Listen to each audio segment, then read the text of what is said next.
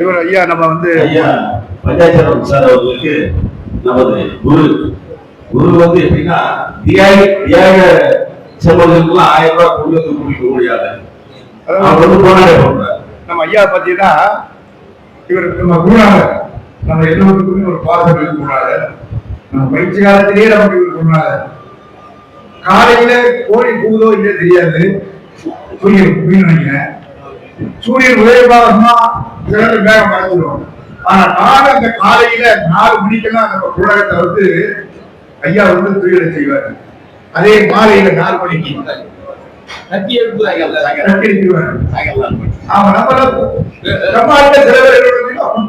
சாயந்தரம் 5 மணிக்கு ஒரு நாளா இருக்காங்க, பதிவு போடுவாங்க. ஆனா நம்ம குருநாதர் வந்து நம்ம உலகம் ஆரம்பத்தில இருந்து இன்றைக்கு வரைக்கும் அந்த 4 மணினா 4 மணி, காலையில சாயந்தரம் 4 மணினா 4 மணி. அதனால குருநாதர்களுக்கு நம்ம குலத்தின் சார்பாக, நம்ம எல்லோருடைய சார்பாக இந்த பொன்னாளையை அறிவிக்கிறேன். நன்றி நன்றி நன்றி. வந்து குரு பாசம்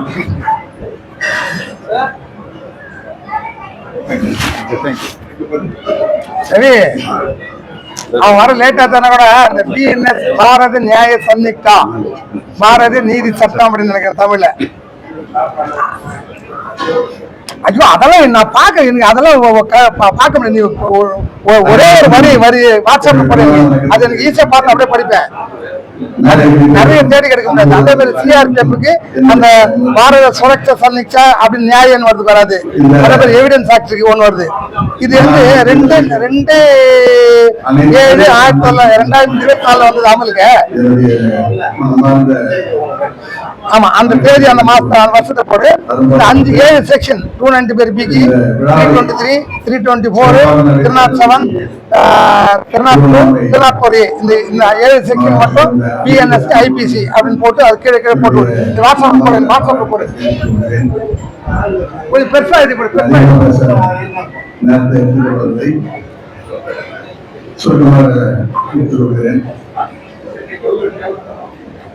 இந்த பொருளகத்தை துவக்கி வழிநடத்திக் கொண்டிருக்கும் தலைவருக்கும் உறுதுணையாக இருக்கக்கூடிய அனைத்து பொறுப்பாளர்களுக்கும் என்னுடைய வணக்கங்களை வாழ்த்துக்களை தெரிவித்துக் கொள்கிறேன். இந்த பொருளகம் தமிழ்நாட்டில் உள்ள அனைத்து நாடாளுமன்ற சேர்ந்த அன்புள்ளவர்கள் அனைவரையும் ஒருங்கிணைக்க இந்த பொருளாதாரம் அமைந்துள்ளது. இதை அனைவரும் பயன்படுத்திக் கொள்ள வேண்டும் என்று அன்போடு கேட்டுக்கொள்கிறேன். அனைவரும் காலையில் ஒரு பதிவிட்டு ஒரு வணக்கத்தை தெரிவித்தால் உங்களுடைய பொருளால் அதை தெரிவிக்கும் போது அனைவரும் நேரில் சந்தித்த அந்த ஒரு மன சந்தோஷம் கிடைக்கிறது. உங்களுடைய குரலை கேட்டவுடன் நேரில் பார்த்த அந்த அனுபவம் ஏற்படுகிறது. ஆகவே அனைவரும் காலையில் அல்லது மாலையிலோ ஒரு முறை உங்கள் குரலால் குரலகத்தில் ஒரு பதிவை பதிவிட்டால் மிக சிறப்பாக இருக்கும். அனைவரும் தவறாமல் இந்த குரலகத்தில் அந்த சம்பத்தை பயன்படுத்திக் கொண்டு அந்த முறை பதிவிடுமாறு அன்போடு கேட்டுக்கொள்கிறேன். இந்த குரலகம் என்று ஒரு துவக்கப்படாமல் இருந்தால் நாம் அனைவரும் ஒருவரை சந்திக்க இந்த வாய்ப்பே நமக்கு கிடைத்திருக்காது. இந்த குரலகம் அமைந்ததனால் நாம் அனைவரும் ஒன்றாக இணைகிறோம், ஒரு முகத்தை ஒருவர் பார்த்து சந்தோஷப்படுகிறோம். இந்த பெருமை அந்த குரலகத்தை துவக்க அந்த ஏசாரம் அனைவரும் இதை ஒத்துழைத்து ஒற்றுமையாக இந்த குரலகத்தை வழிநடத்த வேண்டும் என்று கேட்டுக்கொண்டு வாய்ப்பளித்தமைக்கு நன்றி கூறி வழிபடுகிறேன். நன்றி, வணக்கம். நன்றி சார், நன்றி. இந்த 7வது மாநில மாநாடு நாங்க ஒரு மீட்டிங் போட்டோம். ஃபர்ஸ்ட்ல வந்து திருவண்ணாமலை மணி தலைமையில. அப்போ எப்படி இந்த மாநாடு நடத்துறது அப்படின்னு சொல்லி ஏதாவது நண்பரை கேட்கலாம் அப்படின்னு சொல்லி ஒரு ஐடியா கொடுத்த உடனே அங்கேயே 5000 ரூபாய் பணத்துக்கு பஞ்சாயத்து தான் முதல்ல இருந்தாங்க. இங்கே இந்த மண்டபத்திலே அட்வான்ஸ் பேச்சு வார்த்தை நடந்துட்டு இருக்கும் போது 5000 ரூபாய் பணத்துக்காக அதன் மூலமாக இன்னைக்கு 1,17,000 ரூபாய் நன்கொடை மட்டும் வந்துருக்கு. நல்ல ஒரு அதுக்கு காரணம் அவ்வளவுதான். அன்னைக்கு ஃபர்ஸ்ட் அனுப்புனா அது ஒரு தூரம் வந்திருக்காரு. நன்றி நன்றி சார். குடும்பம் எப்படி உருவாகுது அப்படின்றத பத்தி தலைவர் ரொம்ப சிறப்பா சொன்னார்.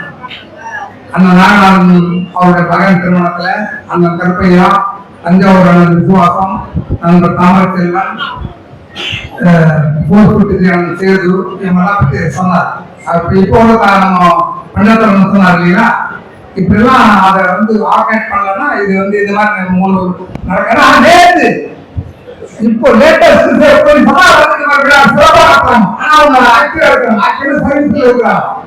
ஆனா நாங்களும் கட்சிக்கு போயிருக்கோம். இது மாதிரி நடத்தல, இவ்வளவு கூட்டம் வரல, இந்த மாதிரி மண்டபம் இல்லை, இந்த மாதிரி சாப்பாடு இல்லை. திருவள்ளூர் மாவட்டம் சிறப்பா நடத்துன்னு சொன்னாங்க. அதெல்லாம் திருவண்ணாமலை மாவட்டம் சிறப்பா நடந்து அப்படின்னு சொன்னார். இருந்தாலும் நான் திருவள்ளூர் மாவட்டத்தை விட்டு கொடுக்க முடியாது. ஏன்னா அந்த மாவட்டத்தின் தலைவர், அவர் மாநில தலைவர், நான் மாவட்ட தலைவர். சிறப்பாக நடந்தது, அதுக்கு ஒண்ணு ஈடு கொடுக்க முடியாது அப்படின்னு சொல்ல. ரெண்டும் நல்லா இருக்கு, நல்லா இருந்து மிக சிறப்பாக நடைபெற்றுக் கொண்டிருக்கிறது. அடுத்தபடியாக சந்தோஷம். சந்தோஷம் என்பது பிரச்சனைகள் இல்லாத வாழும் வாழ்க்கையில் இல்லை. எவ்வளவு நாள் பிரச்சனை வந்தாலும் அதை சமாளித்து வாழ்வதெல்லாம் இருக்கிறது சந்தோஷம். நட்பு. துன்பம் வேலையில் கோபப்படுத்துவது நட்பு. உடன்பிறப்பால் எண்ணி அன்பு காட்டுவது நட்பு. மனத்தாபம் ஏற்பட்டாலும் மனம் விட்டு பேசுவது நட்பு. இந்த உலகை படைத்த இறைவனுக்கும் இறைவனை படைத்த மனிதனுக்கும் இல்லாத மதிப்பும் மரியாதையும் பெருமையும் புகழும் மனிதனால் உருவாக்கப்பட்ட ஒரு காரியத்திற்கு உண்டு. அதற்கு பெயர்தான் பணம். சந்தோஷத்தை பற்றியும் நட்பை பற்றியும் பணத்தை பற்றியும் உரையாற்ற வருகை தருபவர் ஔவையாருக்கு நெல்லிக்கனி அடுத்த அதிகமான அந்த பூமியான தருமபுரி மாவட்டத்தில் இருந்து நம் அன்புக்கு இனிய அண்ணன் திரு சனாதனம் அவர்களை சிறப்புரையாற்ற அன்புடன் நான் அழைக்கிறேன். அண்ணனுக்கு தமிழ் அப்படியே குறிச்சு விளையாடும். பல நாளைகளை பார்த்துக்கிறேன். அண்ணன் பேச்சு அருமையான பேச்சா இருக்கும். நல்ல ரசிச்சு கேட்கலாம். நீங்க நல்ல ரசிச்சு கேளுங்க, அமைதியா இருங்க.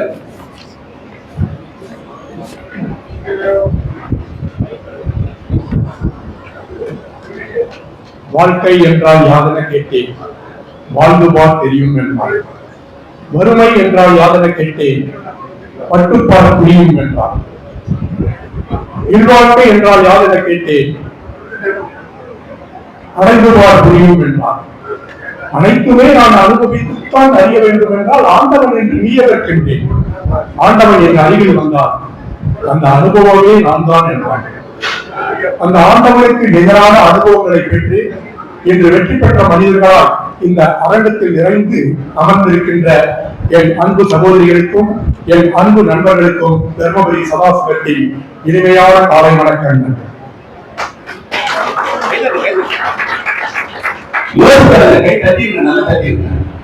எனக்கு சரவணன் அவர்கள் என்னை தொலைபேசியில் அழைத்து இந்த வேலையில பணம், நட்பு, மகிழ்ச்சி இதை பத்தி நீங்க பேசுங்க அப்படின்னாரு. இந்த பணம், நட்பு, மகிழ்ச்சி இவை மூன்றும் ஒன்றோடு ஒன்று தொடர்புடைய ஒன்று. எங்க போய் எதை பேசுறது அப்படிங்கிறது எனக்கு புரியல. நான் அவ்வளவு பெரிய பேச்சாளரும் அல்ல. அண்ணன் அவர்கள் இங்கே எல்லாரும் சொல்வது போல நான் காவல்துறையை சேர்ந்தவன். நான் ஒரு பெரிய பேச்சாளர் இல்லை. உங்கள் இந்த வேலையை பார்த்தவுடன் அரங்கம் நிறைந்த உங்களையெல்லாம் பார்த்தவுடன் நான் ஒரு 5-6 பேர் தண்ணி குடிச்சிட்டேன். எனக்கு எப்படாது பேச புரியல.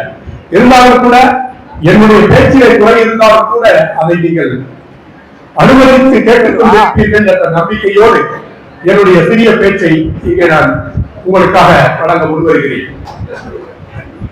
இந்த நண்பர்களை பார்க்கும்போது எனக்கு ஒரு சிறு கவிதை ஞாபகம் வந்தது. அந்த கவிதையில் எப்படி இருக்கிறது, எல்லோரும் இந்த இன்னுற்ற முகத்தோடு இங்கே அமர்ந்திருக்கின்ற இந்த ஜனங்களை பார்க்கும்போது 70 இளமை என்ன ஒரு பெருமை, 70 இளமை என்ன ஒரு பெருமை. நிறைவுடைய காணவில்லை, நிறையில் ஒரு குறையும் இல்லை. படையில் சேர்ந்த மனிதனை போல் பவித்திரமாய் தோன்றுகின்றார். கருவிடியில் குறையும் இல்லை, கண்ணாடி தேவையில்லை, உன்னடையில் உன்துறையும் உடனிருக்க உன்னதமாய் தோன்றுகின்றார். கருவிடியில் குறையவில்லை, கண்ணாடி தேவையில்லை, உன் துணையும் உடன் இருக்க உன்னதமாய் தோன்றுகின்றார். ஜோடியோடு வந்த எல்லாருக்கும் தான் இது. 6ஆம் அணியிலே நீ அடைக்கலம் ஆனதனால் 6 விழுதுகள் போல் உனக்கு 1000 சொந்தங்கள். 6ஆம் அணியிலே நீ அடைக்கலம் ஆனதினால் 6 விழுதுகள் போல் உனக்கு 1000 சொந்தங்கள். நீ அன்று கொண்ட பயிற்சியாலே அசையாமல் வாழுகின்றாய். எங்கெங்கோ இடம் தேடி 7ஆம் ஆண்டை கொண்டாட எங்கெங்கோ இடம் தேடி தேர்ந்தெடுத்தால் தீவலையை தேர்ந்தெடுக்கும் ஈசன் காலடியை. இவ்விழாவை மிகவும் சிறப்பாக நடத்தி கொண்டிருக்கின்ற தலைவர் திரு தாமரை உள்ளிட்ட அனைத்து நிர்வாகிகளுக்கும், இதற்காக ஏற்பாடு செய்த திருவண்ணாமலையைச் சேர்ந்த அனைத்து நண்பர்களுக்கும், இந்த வேலையை மிக அழகாக கையாண்டு கொண்டிருக்கின்ற சரவணன் அவர்களுக்கும் அருளாத்தம் அவர்களுக்கும் உங்கள் சார்பாக நான் அவர்களுக்கு இந்திய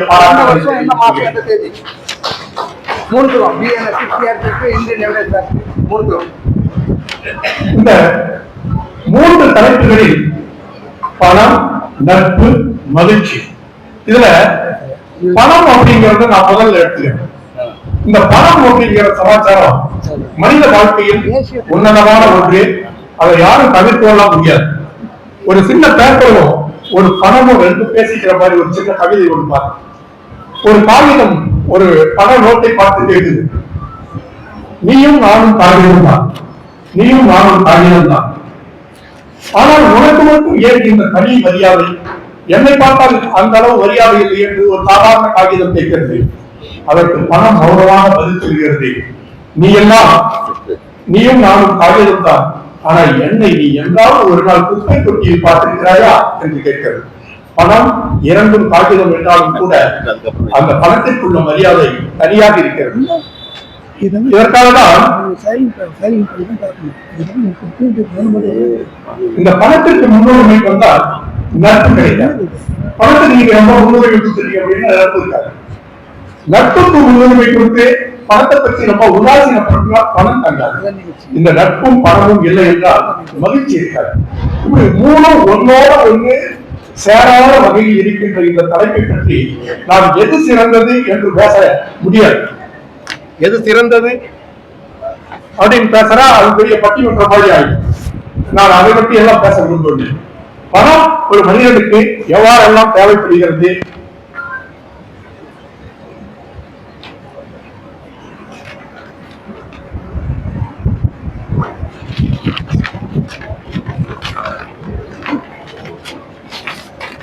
இந்த பணத்தை பற்றி முன்னர் நிறைய சினிமா கவிஞர்கள் கூட நிறைய பாடியிருக்காங்க. கைக்கு கை வாழும் பணமே, உன்னை கைப்பற்ற நினைக்கிறது மனமே. பணத்தை பற்றி பாடுறதுதான். நீ சேரும் போது சொல் தெரிவதுண்டோ, விட்டு போகும் போது சொல்வதுண்டோ அப்படின்னு பாடியிருக்கிறாங்க. உயர்ந்த இடத்தில் இருக்கும் போது உடம்பு உன்னை மதிக்கும், உன் நிலைமை கொஞ்சம் இறங்கி வந்தால் நிலவும் கூட மிதிக்கும். இதுவும் பணத்தை பற்றி வந்த சமாச்சாரம் தான். வித்த பணத்தை பத்திரமா அம்மா கையில கொடுத்து போது என்ன பெண்ணு, அவங்க 600 ஆக்குவாங்க செல்ல பெண்ணு. இதுவும் அந்த பணத்தினுடைய வரிகளாகத்தான் அமைந்திருக்கிறது. பணம் பந்தியிலே, குணம் குப்பையிலே. இதுவும் அந்த பணத்தை பற்றி. இவ்வாறு இந்த பணத்தினுடைய அருமை தெரிந்த மக்களால் தான் இந்த பணத்தை பற்றி நிறைய கவிதைகள்லாம் நமக்கு முன்னாலே பாடிட்டு வராங்க. இந்த பணம் ஒரு மனிதனை கொடையாளியாகவும், தர்மனாகவும், நல்ல மனிதர்கள் எனவும், உதவும் குணம் கொண்டவன் எனவும், இன்னும் எத்தனையோ நற்பெயர்களை பெற்றுத் தருவதற்கு மனிதர்களுக்கு பணம் தான் ஒரு காரணமாக இருக்கிறது. பணம் தான் ஒரு மனிதனை பல இடங்களில் சுட்டி பார்க்க வைக்கிறது. பெரிய அளவிலான கல்வி அறிவை பெறுவதற்கும் இந்த பணம் தான் உதவுகிறது. தன்னை மற்றவர்களிடம் உயர்வாக காட்டிக்கொள்ள இந்த பணம் தான் உதவுகிறது. தனக்கு தேவையான பாதுகாப்பு ஏற்பாடுகளை செய்து கொள்வதற்கு கூட இந்த பணம் தான் மிகவும் பயனுள்ளதாக அமைகிறது. கொடியதிலும் கொடியது எதுவென்று கேட்டால் இளமையில் வறுமை அப்படின்னு சொன்னோம். ஒரு அந்த பணம் இல்லாததுதான் கொடுமையிலேயே மிகவும் கொடுமையான ஒன்று. பணம் மனிதர்களை மகிழ வைக்கிறது, மதிக்க வைக்கிறது, வாழ வைக்கிறது, உழைக்க வைக்கிறது, நெருக்கமாகவும் மகிழ்ச்சியாகவும் சொந்தங்களை வைத்திருக்க உதவுகிறது. முதுமை வாழ்க்கையிலும் முக்கிய பங்கு வகிக்கிறது. மனிதர்களுக்கு வாழும் போது பணம் தவிர்க்க முடியாத ஒன்று. பணம் முக்கியம்தான், ஆனால் வாழ்நாள் முழுவதும் சேமிப்புக்காக மட்டுமே தனது வாழ்க்கையை வாழ்ந்துவிடக் கூடாது. பணம் என்பது ஒரு பாதுகாப்பாக வைத்திருக்க வேண்டிய பொருள்தான்.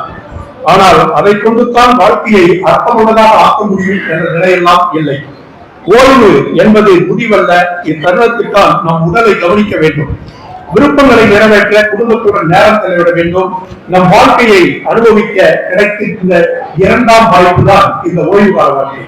நம்முடைய வாழ்க்கையை சீரா விட்டு போன வாழ்க்கையெல்லாம் சீரா வாழ்றதுக்கு கிடைச்சிருக்கிற இரண்டாம் வாய்ப்பு தான் இந்த ஓய்வு கால வாழ்க்கை. அதனால இதை மனதில் வைத்துக் கொண்டு நாம் எவ்வளவு சந்தோஷமாக வாழ்ந்தோம் என்பதல்ல, நண்பர்களாக நீங்கள் யாரோ ஒரு நண்பர்களோடு நாம் எவ்வளவு மகிழ்ச்சியாக வாழ்கிறோம் என்பதுதான் ரொம்ப முக்கியம். இப்படி எல்லாம் வாழ்ந்துட்டு இருந்தோம். நம்ம வாழ்க்கை வந்து முன்னாள் வாழ்க்கைகள் அவ்வளவு சுகமாக அமைந்ததால் அப்படின்னா நம்ம சொல்ல முடியாது. கடந்த கால வாழ்க்கையிலே கரடுமுரட ஆனவைதான். நம்ம கடந்த காலத்தை பற்றி ஒரு சின்ன வரிகள் சொல்றேன். கடந்த கால வாழ்க்கைகள் நமக்கு கரடுமுரடன் ஆனதுதான், ஆனாலும் அமைத்துக் கொண்டோ அற்புத வாழ்க்கை ஒன்று. நம் கடந்த கால வாழ்க்கைகள் சற்று கரடுமுரடு ஆனதுதான், ஆனாலும் அமைத்துக் கொண்டோ அற்புதமான வாழ்க்கை ஒன்று. காய்த்து முடித்த மரத்தை கதவு செய்ய வெட்டுவது போல், காய்த்து முடித்த மரத்தை கதவு செய்ய வெட்டுவது போல் வாங்குகின்ற பென்ஷனுக்கும் காத்திருக்கும் கூட்டம் ஒன்று. வாங்குகின்ற பென்ஷனுக்கும் காத்திருக்கும் கூட்டம் ஒன்று. வாய் சிரிக்க பேசுவது, வார்த்தைகளை தேன் தடவி வீசுவது. வாய் சிரிக்க பேசுவது, வார்த்தைகளை தேன் தடவி வீசுவது. வயதான உன்னை பற்றி அவர்கள் வருத்தப்பட போவதில்லை. வெறுங்கை மனிதர்களை வெறுத்துவிடும் இவ்வுலகம், வெறுங்கை மனிதர்களை வெறுத்துவிடும் இவ்வுலகம். எஞ்சிய காலம் எதுவென்று தெரியாது, மிஞ்சிய காலம் நாம் வாழ்ந்திடவும் முடியாது. எஞ்சிய காலம் எதுவென்று தெரியாது, மிஞ்சிய காலம் நாம் வாழ்ந்திடவும் முடியாது.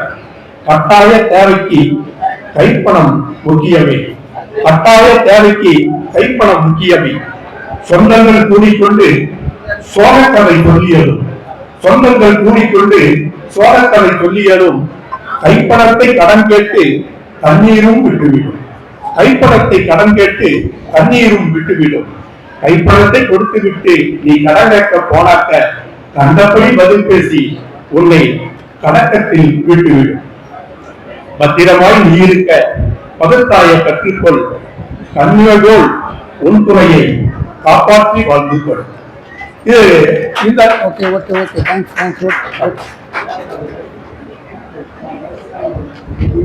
நட்பு, நட்பு பத்தி நிறைய நம்ம தாமரை நிறைய எனக்கு முன்னாடியே நிறைய பேசிட்டாரு. நட்பு வந்து ரெண்டு, ஒண்ணு கூடா நட்பு, இன்னொன்று நட்பு. நட்பு ஒரு மனிதனை வெட்டும், மனிதர் வந்து ரொம்ப சந்தோஷமா வச்சிருக்கிறதுக்கு ரொம்ப அவசியம். நட்பு தான். ஒரு சின்ன ஒரு சிறு கதையை மட்டும் நட்புக்காக நான் சொல்ல முன்வரேன்.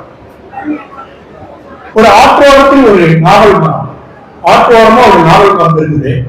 அந்த மரத்துல ஒரு குரங்கு ஏறி ஏறி எப்ப பாரு நாவல் பழம் சாப்பிட்டுட்டே இருக்கும். அந்த நாவல் பழம் சாப்பிடும் போது அந்த நாவல் பழம் ஒன்று ரெண்டு அந்த ஆற்றுல கீழே விழும். அந்த பழத்தை அப்படியே மெதுவாக ஒரு முதலை வந்து ருசி பார்த்து கொண்டே இருக்கும். அந்த முதலை அந்த பழத்தை சாப்பிட்டு சாப்பிட்டு கிடைக்காத போது அந்த முதலை வந்து அந்த குரங்கு கேட்குது, குரங்கே நீ மட்டும் சுவையான அந்த நாவல் பழத்தை சாப்பிடுறிய, எனக்கும் கொஞ்சம் எடுத்து போடு. ஒரு நட்பு பாராட்டி அந்த குரங்கு தான் சாப்பிடுற அந்த நாவல் பழத்தை அந்த முதலைக்கும் போட்டுக்கொண்டே இருக்கு. மிக சுவையாக சாப்பிட்டுட்டே இருக்குது. இந்த முதலைக்கு ஒரு எண்ணம் தோன்றுகிறது, நாவல் பழமே இந்த இனிப்பாகவும் சுவையாகவும் இருக்கிறது, இந்த நாவல் பழத்தை தினந்தோறும் உண்ணுகின்ற அந்த குரங்கினுடைய இதயம் எவ்வளவு இனிமையாக இருக்கும். எப்படியாவது ஒரு நயவஞ்சக செயல் செய்து அந்த குரங்கை நாம் அவருடைய இதயத்தை எடுத்து சாப்பிடணும் அப்படின்னு ஒரு கெட்ட எண்ணம் வந்து, இந்த கெட்ட எண்ணத்தோடு ஒரு நாள் அந்த குரங்கு அந்த முதலை இந்த குரங்கு கிட்ட சொல்லுது, நண்பா, குரங்கு நண்பா, நீ எப்ப பாரு மரத்தின் வேலையை தான் இருக்கிற, நான் பாரு இந்த தண்ணீரில் மிகவும் ஜாலியாக எவ்வளவு இனிமையாக சுட்டி கொண்டிருக்கிறேன். ஒரு நாள் வா, என் முதுகு மீது ஏறி அமர்ந்து கொள், நான் உன்னை ஒரு உல்லாசமாக இந்த நீரிலே கூட்டிக் கொண்டு செல்கிறேன் அப்படின்னு சொல்லுது. குரங்கும் ஒரு வெள்ளி மனிதாக சரி நண்பா நான் வருகிறேன் என்று அந்த முதலையினுடைய முதுகு மேல் அமர்ந்து அந்த ஆற்றிலே சவாரி செய்ய ஆரம்பிக்கிறது. அந்த ஆற்றிலே கொஞ்ச தூரம் போய் ஒரு நடு பகுதிக்கு சென்றவுடன் அந்த முதலை சொல்லுகிறது, நண்பா என்னை மன்னித்து விடு, நீ எப்பப்பா இந்த நாவல் பழம் சாப்பிட்டுட்டே இருக்கிற, இந்த நாவல் பழமே இவ்வளவு இனிப்பு என்றால் உன்னுடைய இதயம் எவ்வளவு இனிப்பாக இருக்கும், அதனால் இன்று நான் உன்னுடைய இதயத்தை சாப்பிட போறேன் அப்படின்னு அந்த குரங்கு கிட்ட சொல்லுது. குரங்குக்கு திடீர்னு ஆயிடுச்சு, என்னடா இது, ஒரு நண்பன் என்று நினைத்துதானே நான் இதன் முதுகு மீது பயணம் செய்தேன், திடீர்னு இப்படி என்ன பொருள் இந்த இதயத்தை எடுத்து சாப்பிடணும்னு சொல்லுது, என்ன செய்யறதுன்னே புரியல. உடனே சமயோத புத்தியாக சொல்லுகிறது, நண்பா என் இதயம் வேண்டும் என்று கேட்டிருந்தால் நான் உனக்கு என்னுடைய மனப்பூர்வமாக தந்திருப்பேன், ஆனால் நீ சற்று தாமதமாக கூறிவிட்டாய், என் இதயத்தை கருத்தி நான் அந்த மரத்துல காய வச்சுட்டு வந்துட்டேன், என்னை கரையேற்றி விடு, நான் அந்த இதயத்தை எடுத்து உனக்கு தருகிறேன் என்று பதில் கூறுகிறேன். உடனடியாக அப்படியா முதலை, அப்படியா வா நண்பா, நான் உன்னை திரும்பவும் கரைக்கேற்றி செல்லுகிறேன் அப்படின்னு கரைக்கி கூறுகிறது. இது மரத்தில் ஏறி சொல்லுகிறது, நண்பா கூடாத நட்பாக உன்னிடம் நான் கூறிவிட்டேன், அந்த நட்புக்கு பலனாக நீ என்னை கொண்டு சாப்பிட முன்வந்து விட்டாய், இது கூடா நட்பு, இது போன்ற நட்பு வேண்டாம் என்று ஒரு நீதிக்கலை நட்பிலே கூட இவ்வளவு நட்பும் உண்டு. அந்த நட்பை அடையாளம் காண்பது மிகவும் கடினம், ஆனால் கண்டுதான் ஆக வேண்டும். இப்போ நட்பிலேயே நான் மிகவும் உன்னதமான நட்பாக நான் கருதுவது ஒரு கணவனும் மனைவியும் கணவன் மனைவியாக வாழ்வதை காட்டிலும் அவர்கள் இருவரும் கணவன் மனைவி நண்பர்கள் போல் வாழ்வதுதான் சிறந்த நட்பு அப்படிங்கிறது எனக்கு ஒரு தீர்க்கமான அபிப்பிராயம் உண்டு. நான் ஒரு சிதம்பரம் கோயிலுக்கு போயிருக்கிறோம். அங்க நான் கோயில் சாமி கூப்பிட்டு ஒரு இடத்துல நின்று பார்த்துட்டு இருக்கும்போது 2 வயதான முதியவர், ஒரு கணவன் மனைவி 2 பேரும் வயசானவங்க, அவங்க 2 பேரும் அப்படியே ஒரு கையில ஒரு பையோடு கண்ணாடி அப்படியே வந்துட்டு இருக்கிறாங்க. அவர்களுடைய இரு ஜோடிகளும் நடந்து வரும் விதத்திலேயே அவர்கள் ஒரு அந்யோன்யமான கணவன் மனைவிகள் என்பது எங்களுக்கு நல்லாக புரிந்தது. நான் அவர்களை விட்டு நோக்கிக் கொண்டே இருக்கிறேன். அவர்கள் இருவரும் மெதுவாக வந்தார்கள். ஒரு நிழலை பார்த்து அமர்ந்தார். அவர்கள் கைப்பையில் இருந்து ஒரு டிஃபன் பாக்ஸ் எடுக்கிறாங்க. அந்த டிஃபன் பாக்ஸ்ல இருந்து ஒரு 2 இட்லி இருந்தது. அதுல ஒரு தட்டுல ஒரு 2 இட்லியை வச்சு அந்த அம்மாட்ட கொடுத்துட்டு அவர் மீதி இருக்கிற இதை வச்சுக்கிட்டு 2 பேரும் அந்த நிழல்ல மெதுவா சாப்பிட ஆரம்பிக்கிறாங்க. அப்படி சாப்பிட்டு இருக்கும்போது ஒரு இட்லியுடைய அந்த அம்மாவுடைய மடியில் விழுந்துட்டால் கூட எட்டி தொடக்கிறாரு. இவர் சாப்பிட்டு இருக்கும்போது இவர் வேட்டி மேல ஒரு துணி விழுந்துட்டா கூட அது எட்டி தொடங்குது.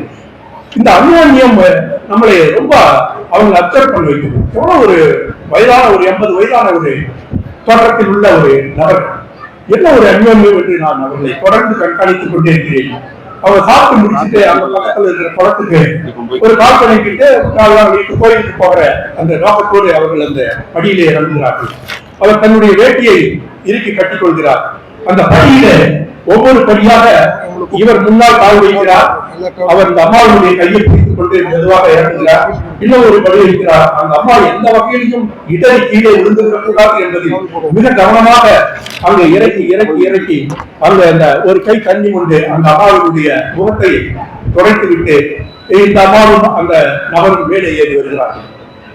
அவங்க மேல ஏறி மெதுவாக அப்படி நிற்கும் போது எனக்கு அவங்களை பார்த்து பேசணும் போல ஒரு எண்ணம்.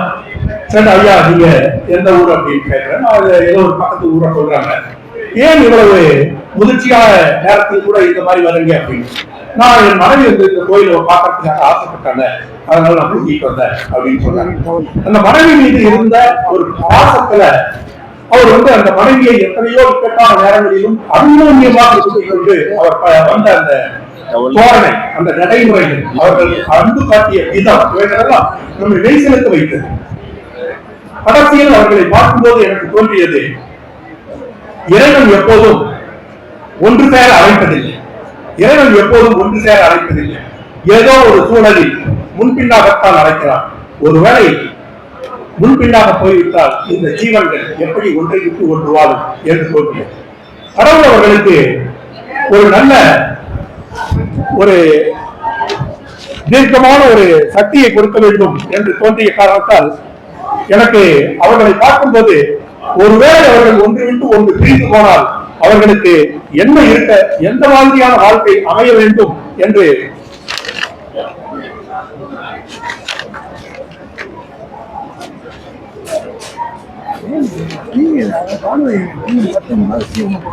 அவங்க ஒன்று கொடுக்க கடவுள் எது மாதிரியான வாழ்க்கையை கொடுக்க வேண்டும் அப்படின்னு ஒரு கவிதை எனக்கு ஞாபகம். அதை படிக்கிற எதிர்மறையாக யாரும் என்ன வேண்டாம், இது நமக்கும் கூட வேண்டும் அப்படிங்கிற ஒரு நேர்மறை எண்ணத்தோடு இந்த கவிதையை நீங்கள் பார்த்தீர்கள் அப்படிங்கிற நம்பிக்கையோடு இந்த கவிதையை நான் படிக்கிறேன். ஒரு முதுமையில் தனிமை அமைந்து விட்டால் நமக்கு என்ன வேண்டும் என்று கூறுகிறது இந்த கவிதை. தனிமையை சந்திக்கும் தைரியம் வேண்டும், தனிமையை சந்திக்கும் தைரியம் வேண்டும், தனியறை ஒன்று உனக்கென வேண்டும். தனிமையை சந்திக்கும் தைரியம் வேண்டும், தனியறை ஒன்று உனக்கென வேண்டும். இருமல் சத்தம் ஊடுருவாத கதவும் ஜன்னலும் அதற்கென வேண்டும். இருமல் சத்தம் ஊடுருவாத கதவும் ஜன்னலும் அதற்கென வேண்டும். ஒளித்தடி எப்போதும் பக்கத்தில் வேண்டும், கடிவரை அதுவும் பக்கத்தில் வேண்டும். ஒளித்தடி, ஒளித்தடினா பேட்டரி, ஒளித்தடி ஒன்று பக்கத்தில் வேண்டும், கழிப்பறை அதுவும் பக்கத்தில் வேண்டும். பவத்தை உமிழ்ந்திட குப்பியும் வேண்டும், வெந்நீர் நிரப்பிட குடுவையும் வேண்டும். கவத்தை உமிழ்ந்திட குப்பியும் வேண்டும், வெந்நீர் நிரப்பிட குடுவையும் வேண்டும். மருந்துகள் தீரும் பல நாள் முன்னே மகனிடம் சொல்லும் ஞாபகம் வேண்டும். மருந்துகள் தீரும் பல நாள் முன்னே மகனிடம் சொல்லும் ஞாபகம் வேண்டும். எப்படியெல்லாம் அவர்களை வளர்த்தோம் என்ற நினைவுகள் எல்லாம் மறந்திட வேண்டும். எப்படியெல்லாம் இவர்களை வளர்த்தேன் என்ற நினைவுகள் அனைத்தும் மறந்திட வேண்டும்.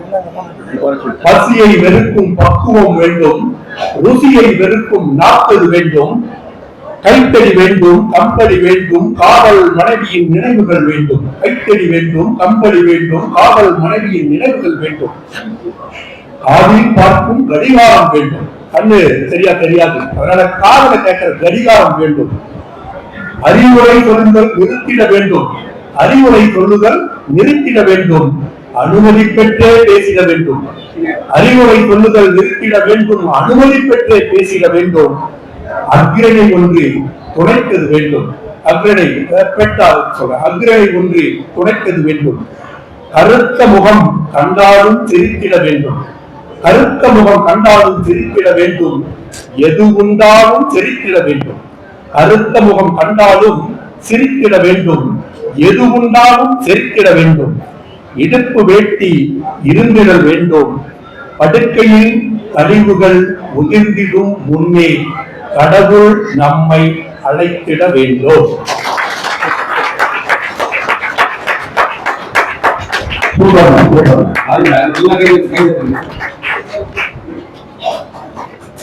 இந்த கவிதையில் உள்ள அனைத்து வரிகளுக்கும் அந்த ஜோடிகளில் ஒருவேளை ஒருவர் பின் ஒருவர் முன்னாக பிரிந்தால் இருக்க வேண்டும் என்று நான் இறைவனை வேண்டிக் கொண்டு அந்த நட்பு எனக்கு மிகவும் பெரிதாகப்பட்டது. அதுதான் இந்த உலகத்திலேயே ஒரு கணவனும் மனைவியும் கணவன் மனைவியாக வாழ்வதை காட்டிலும் நண்பர்களாக வாழ்வதுதான் ஒரு சிறந்த நட்பு என்ற நட்புக்கு உரிய இந்த பேச்சை இதோடு முடித்துக் கொண்டு ஒரு கதை ஒன்று சின்னதாக.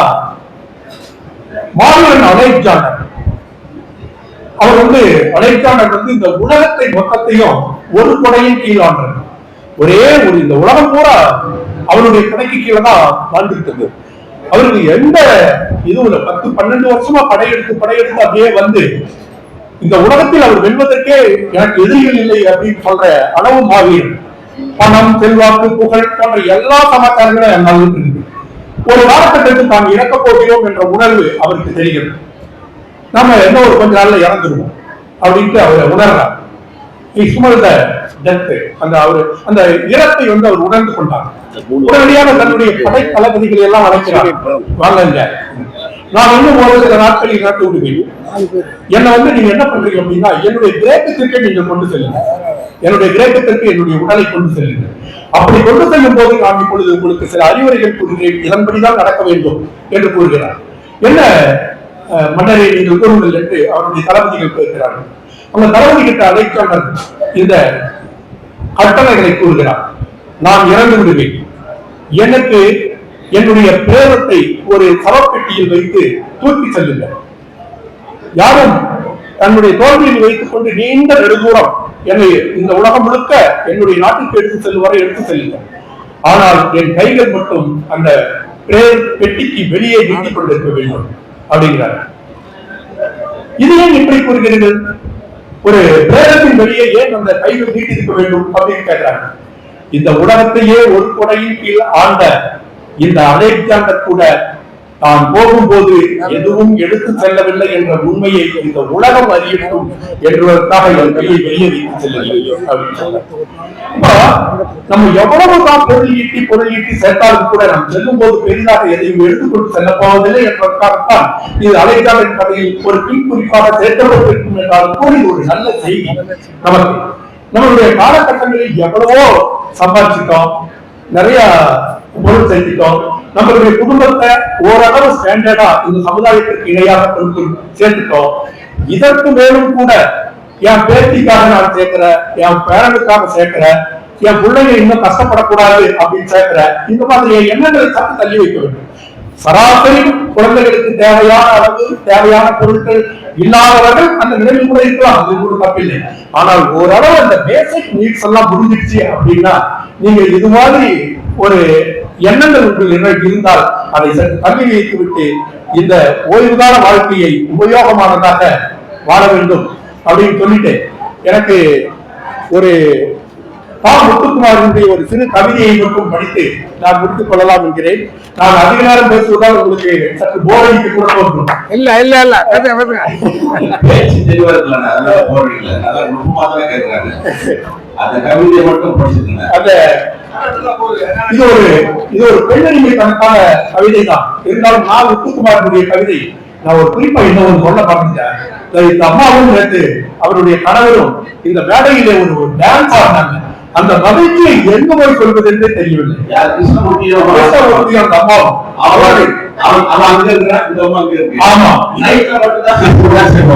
இது போன்ற மகிழ்ச்சிகள் இது போன்ற எங்கேயும் கிடைக்காது நண்பர்களே. இது போன்ற மகிழ்ச்சிகள், இது போன்ற நிகழ்ச்சிகளை தவிர உங்களுக்கு எல்லையே கிடைக்காது. இது போன்ற நிகழ்ச்சிகளை நீங்கள் தவறாமல் கலந்து கொள்ள வேண்டும். அதற்கு சாட்சியாகத்தான் நான் அதை கூற விரும்புகிறேன். அந்த நான் சொன்ன அந்த கணவனும் மனைவியும் நண்பர்களாக வாழ்ந்தார்கள் அப்படிங்கிறதுக்கு கூட ஒரு உதாரணமாக எடுத்துக்கொண்டேன். ஏனென்றால் இந்த 20 நிலைமை அப்படிங்கிறது நேற்று அவங்க மேடையில நம்மளால பார்க்க முடியுது. மிகவும் பாராட்டுகள் நண்பரே. இதோ நான் முத்துக்குமார் அவர்களுடைய ஒரு சிறிய கவிதை நீங்க கேட்டுங்க.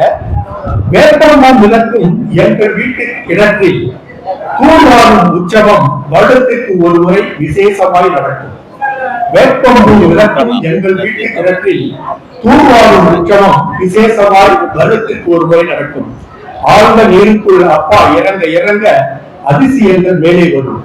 கொட்டாங்குச்சி, கோழிக்கூண்டு, கரண்டி, துருப்பிடித்த கைப்பிடியோடு உள்ளே விழுந்த ராட்டினம், வேலைக்காரி திருடியதாக நாங்கள் நினைத்த வெள்ளி டம்ளர் என்று நிறைய வெளியே வரும். சேருடா சேரு என்று என் அம்மா அதட்டுவார். இருந்தாலும் சந்தோஷம் கலைய யாருக்கு மனசு வரும். படைவென்ற மேலால் என் அப்பா மேலே வருவார். ஆனாலும் என் அம்மா இன்று வரை கதவுக்கு பின்னால் நின்று கொண்டுதான் பேசுகிறார் என்று அந்த கவிதை முடியும். அந்த கவிதையில் உள்ள உள்ளடக்கம் என்னவென்றால், மனைவியை எவ்வளவுதான் நவீன காலங்கள் வந்தாலும் கூட மனைவியை இன்னும் மறைமுகமாக ஒரு பெண்ணடிமை தளத்தில் வைத்திருக்கிறோம் என்ற நிகழ்ச்சத்தை தான் இந்த கவிதை உணர்த்துகிறது. எனக்கு அருமையான வாய்ப்பை இங்கே வழங்கி அமைதியாக கேட்ட உங்கள் அனைவருக்கும் என் நெஞ்சார்ந்த நன்றிகளை கூறிக்கொண்டு அடுத்து வரும் மீட்டிங்கிலே அடுத்தடுத்து சந்திப்போம், பெருக்கெடுத்த மகிழ்ச்சியோடு பெருமை பேச சந்திப்போம் என கூறி உங்கள் அனைவருக்கும் மீண்டும் ஒருவரை என் இனிமையான வணக்கங்களை கூறி விடைபெற்றுக் கொள்கிறேன். வணக்கம்.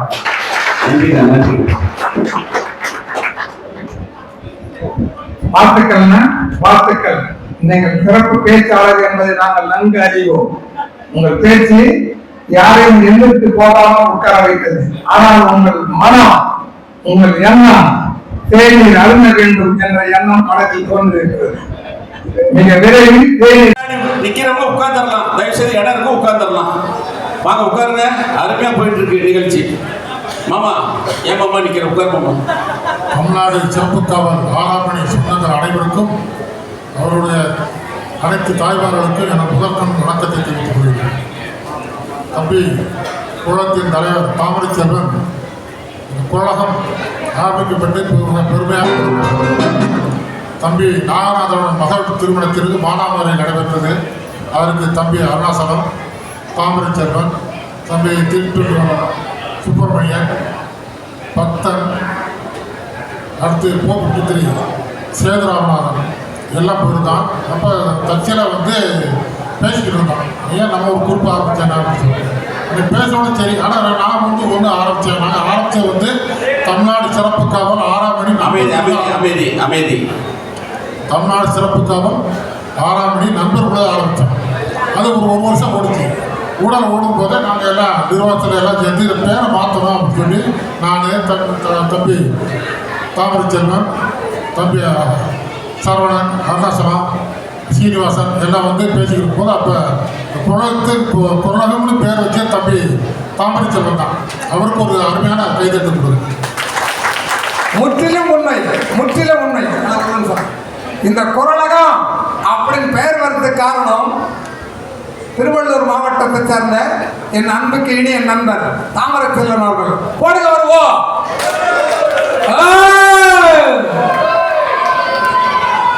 அதே போல 7வது வருஷம் இந்த மாநாடு நடந்துட்டு இருக்கு. பார்த்த நண்பர்கள் எல்லாமே அப்படியே முகமகிழ்ச்சியோடு மிக அருமையாக இருக்கிறாங்க. தம்பி தாமரைச்சம் ஒரு வாரத்துக்கு முன்னாடி ஒரு பதிவு போட்டிருந்தாரு. நம்ம நண்பர்களாக சேர்ந்தோம்னா 5 வருஷம் ஆயிடுச்சு கம்மின்னு சொன்னார். நான் தான் சொன்னேன் 10 வருஷம் ஆயிடுச்சு கம்மி. அதான் உண்மை. ஏன்னா இப்போ ஒவ்வொரு போதிலையும் அவ்வளோ சந்தோஷம், 1000 கவலைகள் மனக்கவலை இருந்தால் கூட இங்கே வந்தோம் ஒரு மன அமைதி. உண்மையிலே அது இறைவனுக்கு தான் நன்றி சொல்லணும். இந்த நட்பு நட்பை பற்றி நட்பு இருக்க போய் தான் நம்ம எல்லாம் சேர்ந்துருக்கோம். அதே இந்த நட்பு அனைவரும் அடுத்த மாநாடு வரை, அடுத்த மாநாடு நம்ம ஆய்வாளர் வரை தொடர வேண்டி என்று உங்களை அன்போடு கேட்டுக்கொண்டு, அதே தினசரி நண்பர் பஞ்சாயத்து பூஜை போது தெரிஞ்சு ஒரு வார்த்தை நான் அனைவருக்கும் வணக்கம் சொல்லிட்டாங்க. இந்த மாதிரி முருகன் இருக்காரு, பக்தன் இருக்காரு, சீனிவாசன் இருக்காரு அப்படின்னு தெரிஞ்சுக்கலாம். ஒரு வாய்ஸ் மெசேஜ் போடுங்க, படத்தில் போடாதீங்க. ஆனால் அப்போ சிறிது தான் கேடு. அவர் பஞ்சாயத்து சொல்கிற மாதிரி டெய்லி ஒரு வாய்ஸ் மெசேஜ் போடுங்க, ரொம்ப அருமையாக இருக்கும். நம்ம இது வரைக்கும் நமது ஆரோக்கியமாக உடல் ஆரோக்கியம் அனைவரும் இருப்பது திருவண்ணாமலை ஆண்டவர் புண்ணியத்தில் அனைவரும் நல்லபோது இருக்க வேண்டும் என்று அனைவரும் அன்போடு கேட்டு வணக்கம். நன்றி. வணக்கம். வாங்க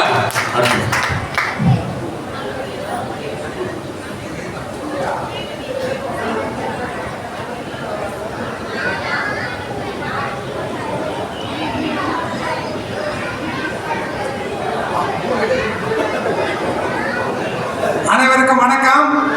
நான் ஏற்கனவே சொல்லிக்கிறேன். யார் நிற்கிறது? யார் உட்கார? நான் ஆரம்பத்தில் சொன்னேன், நான் வணக்கம் சொன்னா நீங்க பேசுகிறீங்கன்னு அர்த்தம். வணக்கம். தயவுசெய்து பேசாங்க. சொல்லுப்பா. அது இப்போ அண்ணன் கருப்பை அண்ணன் பேசுனது முற்றிலும் உண்மை. நாகநாத அண்ணன் மகனுடைய திருமணத்தில் இது ஆர்கனைஸ் இதை பண்ணுது. ஆனால் அதுக்கு பெயர் சூட்டு விழா பண்ணது திருவள்ளூர் மாவட்டத்தை சேர்ந்த என் நண்பருக்கு இனிய நண்பர் தாமரை செல்வன். போட கேட்டுட்டு போகிறேன். அது பேர் கிடைக்கல. நான் பேர் பல பேர் பல விதமாக சொன்னாங்க. அது குரலகம் தான் கரெக்டுன்னு சொல்லி அதை எல்லாமே அக்செப்ட் பண்ணாங்க. ரொம்ப சந்தோஷம். நல்லா பேசக்கூடியவங்க இப்போ அடுத்த பேசுனவங்க, தம்பி என்னால் முடியாது, குரல் வளையத்திலேயே கண்ட்ரோல் பண்ணக்கூடியவங்க 2 பேர். அவங்க குரலை வச்சு அண்ணன் பக்தனும் அண்ணன் போர்ட் ராஜேந்திரனும் இவங்க குரலை வச்சே நிறைய கண்ட்ரோல் பண்ணுவாங்க. அவங்க தான் காவல்துறையில். ஆனால் இன்னைக்கு அவங்க கொஞ்சம் எங்கள் அண்ணன் பக்தனை சொல்லும்போது தான் எனக்கு ஆச்சரியமா இருக்குது. ஏன்னா அவரை பார்த்து நான் நிறைய தெரிஞ்சுட்டு இருக்கிறேன். அவரு பேச முடியலடா இது பண்ணுறேன்னு சொன்னார். இப்போ கை கொடுத்து சொல்கிறார், பேச முடியலடா அவனோட கூட வரான்றாரு. அவங்களுக்கு எல்லாமே தெரியும். அவருக்கு நீங்கள் எஸ்ஐ ட்ரைனிங் அவர்கிட்ட போயிருப்பீங்க. அந்த மாதிரி பண்ணவர். உங்கள் குரல் வளையம் மிக விரைவில் நலமடைய எல்லாருடைய வாழ்த்துக்களையும் ஆசீர்வாதம் வழங்குறேன்னா.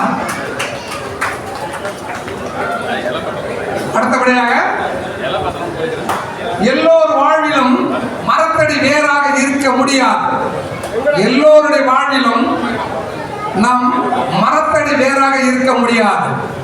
சிலர் வாழ்வில் உதிரும் இலையாகவும் சிலர் வாழ்வில் வெட்டப்படும் கிளையாகவும் இருந்துதான் ஆக வேண்டும். முடிவுகளை தயங்காமல் எடுக்கும் திறன் நம்மிடம் இருந்தால் முன்னேற்றத்திற்கான வாயிற் கதவுகள் எப்பொழுதும் திறந்தே இருக்கும். நெல்லையில் பிறந்தவர், குரம்பேட்டையில் குடி அமர்ந்தவர், குரம்பேட்டை நெல்லை குருசாமி என் அன்புக்கு இனிய நண்பர். சிறப்புரையாற்ற அன்புடன் நாளை கழிக்கிறேன். வாங்க வாங்க குரு வாங்க.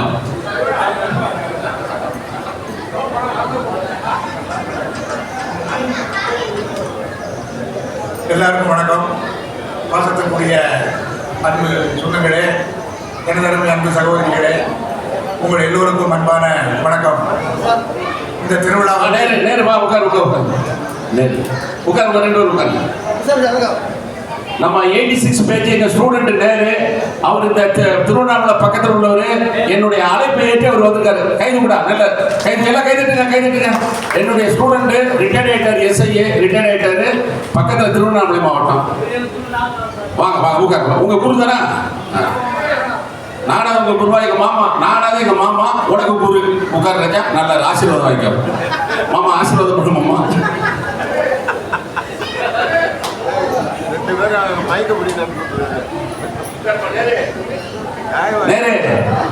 மோகன் நல்ல பையன் லாஸ்ட்ல இருக்கப்பல மாஸ்டர் பார்த்துக்கோ. இந்த விழா வந்து இந்த உலகம் நமக்கு எப்படி ஆரம்பிக்கப்பட்டதுன்னு நம்ம சாருன்னு சொன்னாங்க. இது எங்கே உருவாச்சு, எங்கே பேசுனாங்க அப்படின்னு நம்ம அண்ணன், நம்ம சிவகங்கை சீமை அண்ணன் என்கிட்ட சொன்னார். இது ஆரம்பிச்சது வந்து அவங்களுக்கு தான் தெரியும். ஒரு 10 பேருக்கு ஆரம்பிச்சது தெரியும், மற்றவங்களுக்கு தெரியாது. முதல் இந்த மாநாடு ஆரம்பிச்சது திருவள்ளூர், விழுப்புரம். ஆரம்பிக்கும் போது இது எப்படி ஆரம்பிச்சான்னு தெரியாது. தெரிஞ்சவங்களெல்லாம் குரூப்பில் சேர்த்துட்டாங்க. இந்த குரூப்பில் சேர்த்துட்டு என்னையும் சேர்த்துட்டாங்க. நான் என்ன பண்ணேன், சில பதிவு இதனையும் போடுறது. நான் இப்போ மனோகரன் அட்மின் என்ன பண்ணுவார், இதை போடாதீங்க பாரு. நான் அதை போட்டுக்கிட்டே இருப்பேன். எனக்கு இவங்களுக்கு சட்டத்திட்டங்கள் தெரியாது. ஒரு குரூப் ஆரம்பிக்கிறவங்க இது சட்டத்திட்டம் இப்படித்தான் இருக்கணும், இதை சொல்லியிருக்கணும். இவங்க 10 பேருக்குள்ளே ஆரம்பிச்சுட்டு நீங்க அதை போடாதீங்க இதை போடாதுன்னு சொல்லும் போது நான் வேணும்னு போட்டுக்கிட்டே இருந்தேன். என்ன பொருள் அந்த குரூப்ல இருந்து எடுத்துட்டாங்க. அப்ப அது மாநாடு வருது. இது ஏன் எடுத்தாங்க எனக்கு தெரியல. அப்ப நண்பர் ஒருத்தர் மூர்த்தி இருக்காரு குரம்பேட்டையில. மூர்த்திட்ட நான் கேட்டேன், என்ன எடுத்தாங்க? போட்டுட்டே இருக்காங்க, நீ போட்டுட்டே ஒரு இடத்தை வச்சுப்பாங்க. இப்ப என்ன இந்த மாதிரி விழுப்புரத்துக்கு போனோம். நீ வாரியாக கேட்டாரு, கால் எடுத்தோம். நான் தான் வேண்டாம் என்ன கணக்கில் வைக்கிறது, எந்த கணக்கில் வைக்கல. நான் மண்டபத்துக்குள்ள நுழைய நம்ம வந்து சீனிவாசன் இருக்காரு, உங்களை கணக்கில் நாங்க தேவையில்லையா அப்படின்னு. கணக்கில் கேட்காத பரவாயில்ல, நான் நம்ம நண்பர்கள் தான் பார்க்க அந்த மாதிரி எனக்கு பார்க்கணும். இந்த மாதிரி பண்டகை நிறைஞ்சு அப்படி இருக்கிறீங்க பார்க்கும்போது நமக்கே ஒரு சந்தேகம். 5 வருஷம் இல்ல, நம்ம எப்போது வெளியே காலமாக ஆனா அந்த மாநாட்டில் ஃபர்ஸ்ட் நம்ம ஒரு கால முடியாத கொடுத்தாரு விழுப்புரத்துல இருந்து. அது ஃபர்ஸ்ட் 2000 ரூபாய் ஒருத்தது குருசாமி தான். பாருங்க எப்படி ஞாபகம் கையில ஃபர்ஸ்ட் அவர் 2000 ரூபாய் கொடுத்தாரு. அந்த மாதிரி அந்த பலகை பாக்குறோம், இன்னைக்கு நம்ம பாக்குறோம். எப்படி இருக்காரு, அண்ணன் எப்படி இருக்காரு, அவர் எப்படி இருக்காரு, நம்ம பார்க்கும்போது இந்த 6ஆம் மணி பவுண்டேஷன் நமக்கு நல்லா இருக்கிறதுனால எல்லாருமே ஏழையா இருக்கீங்க. இதே நீ உங்களுக்கு பின்னால 84 சேர்ந்த ஆட்களை நீங்க பாருங்க, இவ்வளவு இளமையா இல்ல. இந்த 6ஆம் மணி தான் இவ்வளவு இளமையா நம்ம இருக்கலாம். அது கூடுதலா எங்களுக்கெல்லாம் ஒரு வளப்படுறாங்க பாருங்க. அது எக்ஸ்ட்ரா நம்ம 6ஆம் மணியில பயிற்சி அந்த 3வது விட மக்கள் உருவாக்குவாரு. அப்ப அண்ணெல்லாம் அது நல்ல கட்டம் இருக்காரு. அவர் எங்களுக்கெல்லாம் குரு எங்களுக்கு நடத்துவான் நம்புவான். கொண்டாடுறோம் சார், ராஜேந்திரன் சார் என்ன கண்டுபிடிப்பாங்க, அந்த மாதிரி இருப்பாங்க. அப்பவே உருவாக்கிட்டாங்க. அதனாலதான் நம்ம இளமையா இருக்கோம், என்ன நல்லா இருக்கும். வேலையை பார்த்த போறோம். நமக்கு எல்லாம் முக்கிய கூட இருந்து பங்காற்ற நம்ம சகோதரி என்பது முடிஞ்சது சொல்லுவோம், தூக்கி முடிச்சு வருவோம். அடுத்த நாள் போயிருப்போம். இதே காலத்துலாம் இருந்தோம். ஆனா நம்மள குழந்தைகளை தேவைப்பட்டதுக்காக நம்ம அன்பு சகோதரிகள் தான் இவரை வச்சுதான் அந்த குழந்தைகள் நீங்க போல பண்ணிருக்காங்க. எது இந்த கமாண்டோதெல்லாம் பாத்தீங்கன்னா 6 மணிக்கு உள்ள வந்துருவாங்க. பஞ்சாயத்து வந்து 6 மணிக்கு முன்னாடி கேட்டு ஸ்டார்ட் ஆகும். நானே சென்னை கவர்மெண்ட் பிடிச்சிடுவேன். இது மாமனார் என்ன பண்ணுவாரு, வேற ஆளை பொறுத்து ஏன் போட்டு நினைச்சுப்பாரு. நான் உள்ள வருவேன், என்ன தூக்கியா அப்படின்பாரு. அவன் சார் தூக்கிட்டேன் அப்படின்னு அந்த மாதிரி வந்துருவாங்க. இவங்க உள்ள சாயந்தரம் போற 6 மணி 7 மணி அப்படின்னு கஷ்டப்பட்டுருப்பாங்க. அதனாலதான் இன்னைக்கு அவங்க குடும்பம் அவங்க பிள்ளைகள் நல்லா இருக்கு. மணி உட்காருப்பா, மணி உட்காரு அப்படின்னு நம்ம 6ஆம் மணியில நம்ம எல்லாருமே இந்த மாதிரி கூடுதல்னால ஒருத்தர் பார்க்கறதுனால மன பொலிவுடன் இருக்கும், ஒரு சந்தோஷமா இருக்கும். நமக்கு வேலை இருக்கும், சிலவங்களுக்கு விவசாயத்துக்கு இருக்கும், வேலை இருக்கு. ரிட்டையர்ட் ஆகிறதுக்கு முன்னாடி நமக்கு வேலையில அதிகப்படுது. ஓய்வு பெற்றதுக்கு முன்னாடி தான் ஒருத்தருக்கும் வேலைகள் நிறைய இருக்கு. அந்த வேலையோட இருக்கு. 2 நாள் வருஷத்துல நம்ம மாநாடு விழுப்புரத்துல ஆரம்பிச்சது. அந்த மாநாடே அவ்வளவு சிறப்பாக இருந்தது. ஒவ்வொரு மாநாடுமே சிறப்பாக போறோம். ஒரு மாநாடு ஒரு மாநாடு நல்ல சிறப்பா இருக்கு. இன்னைக்கு அருமையான மண்டலம், அருமையான சமையல், அருமையான சாப்பாடு, எல்லாமே நல்லா இருக்கு. எல்லாரும் ஒரு நாள் வச்சுக்குவோம். இது ஆர்கனைசேஷன் பண்ணிருப்பாங்க. ஜனவரியே ஆரம்பிச்சிருக்காங்க. எல்லாம் சேர்றாங்க. நம்ம சாதி நிர்வாகிகள் வராங்க, பேசுறாங்க. அந்த மாவட்டத்துக்குள்ள சேர்க்கிறாங்க. முதல்ல மண்டபத்தை பேசுறாங்க, சமையல பேசுறாங்க. எல்லாமே அருமையான. ஆனா ஒவ்வொரு மாநாட்டுக்கும் நம்ம குழுக்கிய பலம் தான் மதம். அடுத்த வருஷத்துல மாநாட்டுடைய நம்ம கூட்டணும். அப்ப அந்த நம்ம கூட்டம் ஒரு 5 வருஷத்துக்கு கூட்டணும். நம்ம எவ்வளவு கொடுத்தாலும் ஒரு மாநாடு சிறப்பாக நடத்த முடியும். என்ன பண்ணிக்கலாம் பண்ணிக்கலாம் பண்ணிக்கலாம். குருவுடைய ஐடியா நல்ல ஐடியா, அதை நம்ம டிஸ்கஸ் பண்ணுவோம். இந்த மாநாட்டுக்கு குரு 3000 ரூபாய் நன்கொடை கொடுத்துங்க. 3000 ரூபாய் நன்கொடை கொடுத்து குரு நல்லா கை தட்டுங்க. நான் அப்படியே சொல்லுவேன், நீங்க 2000 ரூபாய் நடத்த போறீங்க, 10,000 5000 ரூபாய் போடுங்க. 5000 ரூபாய் கொடுப்பாங்க, கொடுப்பாங்க. அதான் கொடுப்பாங்க. 5000 ரூபாய் கொடுப்பாங்க. முதல் மாநாடு 71 பேர், 700 பேர், 150 பேர், போன மாநாடு 100 பேர். இந்த மாதிரி எவ்வளவு பேர்? 135 பேர். 135 பேர். அப்ப குறைஞ்சிட்டே வருது. அப்ப குறைய மாட்டேங்குது, அதிகமாகணும். நம்ம எல்லாரும் வரணும், எல்லாரும் கலந்துக்கணும், எல்லாரும் போகணும். அது நம்ம ஒரு நாள் ஒரு டூர் வர மாதிரி இதெல்லாம் கோயிலுக்கு போறோம், டூர் போறோம். இது ஒரு டூர் வந்து எல்லாத்தையும் பார்த்து போலாமா? அதனால அடுத்த மாநாடு அது நான் சொல்றது சொன்னாரு. 2000 போட்டாலே நம்ம யோசிப்பாங்க, நீ 5000 ரூபாய் பயத்துல போறாங்க அப்படின்னாரு. எங்க பத்தாதுங்க, 5000 ரூபாய் போட்டாங்க, 20 செலவுக்கு சரியா வரும். இதெல்லாம் பாக்கணுங்க. ஏதோ மண்டலத்தை பேசுறாங்க, ஏதோ ஒரு கம்பெனி மண்டலத்தை வாங்கிக்கிறாங்க. மண்டலத்துக்கு நம்ம பார்க்கறதா இருந்தா 10 ரூபாய் பத்தாது. ஆகையால தாராளமா அந்த மாநாடு பண்ணுறாங்க. நம்ம மாநாடு ஒவ்வொரு மாநாடும் பொலிபெற்று தான் இதாகல. அதனால ஒவ்வொரு மாநாடும் சிறப்பாக வரும். நம்மளே வீட்டு வரைக்கும் எழுதுதா இருக்கும். அதே கால ஆறாம் இருக்கிறவங்க மாநாடு எழுதுதா இருக்கும். அதை விட மாட்டாங்க. யாரு நம்ம அண்ணாதிருக்காரு, நம்ம தலைவர், அதை விட மாட்டாங்க. ஒருத்தர் சொன்னாரு, நம்ம யாரு சொன்னாரு, நமக்கு 100 பேர் போதியா நம்ம மாநாடு நடத்த செய்யணும். அது 50 பேர் மாநாடு நம்ம தலைவர் வேண்டாம். ஆகிய மாநாடு சிறப்பாக நடக்க செய்யும். நம்ம தான் அதை ஒத்துழைக்கணும். இந்த நாட்டில் சந்திச்சு நம்ம பேசுறதுல எல்லாரும் பார்த்து பாருங்க, ரொம்ப சந்தோஷம். எல்லாரும் வாழ்க வளமுடன், நலமுடன், குடும்பத்தாரோட நல்ல உடல் நலமுடன், உடல் உடல் பணம் எப்போது நீங்க எவ்வளவு பார்க்கலாம், அதுக்கு ஆசிரியர் கொடுப்பான். ஆகைய அவங்க உடம்பு நல்லா பாதுகாக்கணும், உடம்புக்கு நல்லா வச்சிருக்கோம். யாராவது குற்றம் முறையில யாரும் உங்களை கவனிக்கவில்லை என்று வருந்தாதீர்கள்.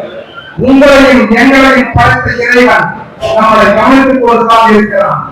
தமிழ்நாட்டின் நெற்களஞ்சியமாக விளங்குவது தஞ்சை மாவட்டம். அந்த மாவட்டத்தின் ஆளுநர், தமிழகத்தின் ஆளுநர் என் அன்புக்கு இனிய அண்ணன் வாசம் அவர்களை சிறப்புரையாற்ற அன்புடன் அழைக்கிறேன்.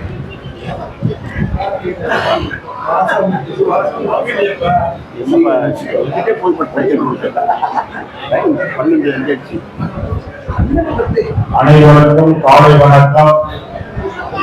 உருளகத்தினுடைய நிர்வாகிகள், மாவட்ட பொறுப்பாளர்கள், அன்பு சகோதரர்கள், சகோதரிகள், அனைத்து உள்ளங்களுக்கும் என் சார்பாகவும் தஞ்சை மாவட்ட ஒருங்கிணைந்த சார்பாகவும் வணக்கத்தை தெரிவித்துக் கொள்கிறேன். நண்பர்களே, நாம் வாழ்வதற்கு ஒரு கொஞ்ச நாள் தான் இருந்தாலும் நமது நட்பு நீண்ட காலமாக தொடர்ந்து இருக்க வேண்டும். அதற்காக நாம் எல்லோரும் ஒத்துழைத்து ஒவ்வொரு மாநாட்டிற்கும் சேர்ந்து வர வேண்டும். நம்மளுக்குள் ஒற்றுமைதான் முக்கியம். பகைமை இருந்தால் மறந்துவிட்டு ஒற்றுமையோடு வாழ்ந்த நாம் வழி செய்து கொள்வோம். நன்றி, வணக்கம். நன்றி. எல்லாரும் 12 ஒரு மணி சாப்பிடுவாங்க நினைச்சார். நமக்கு எது அது ரொம்ப முக்கியமான சுகர் இருக்கலாம். சுகர் என்ன பண்ணாவா போட்டு அப்ப சுகர் என்பது மனித தொழில் கண்டிப்பாக இருக்க வேண்டும். ஆனா அழகா இருக்கும், லிமிட்டடா இருக்கும். அதான் சொல்றேன், டீ குடிக்க நாம் மீட்டிங் இந்த டீ குடிச்சோம், அதுக்கு முக்கியத்துவம் கொடுக்கணும். ஆனா அதுவே முக்கியமா இருக்கிறார். அடுத்தபடியாக நீங்கள் அனைவரும் எதிர்பார்த்துக் கொண்டிருக்கிற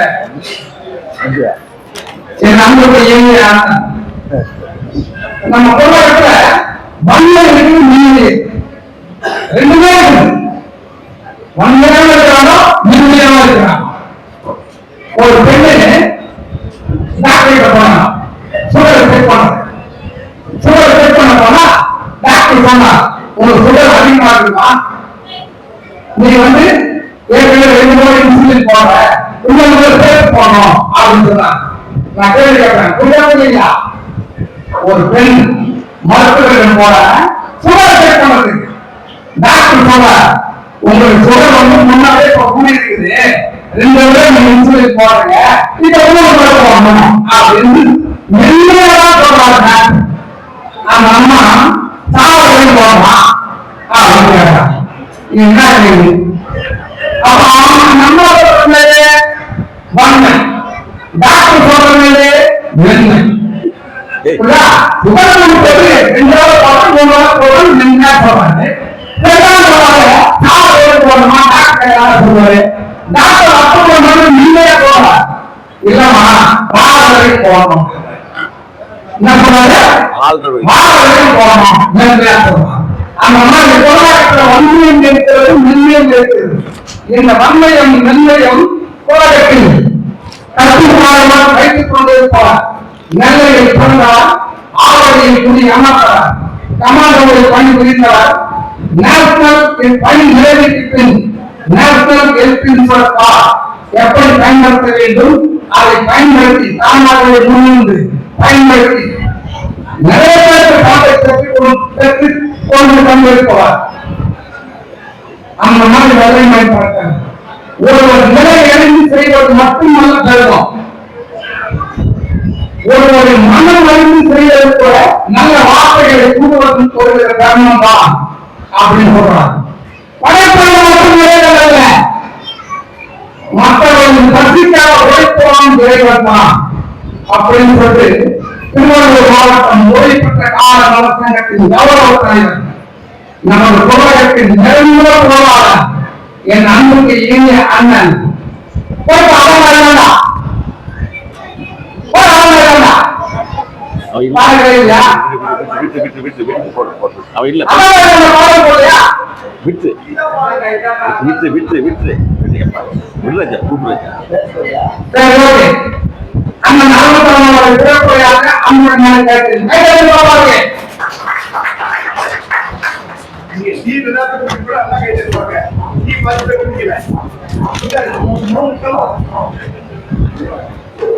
நன்றி சரவணா.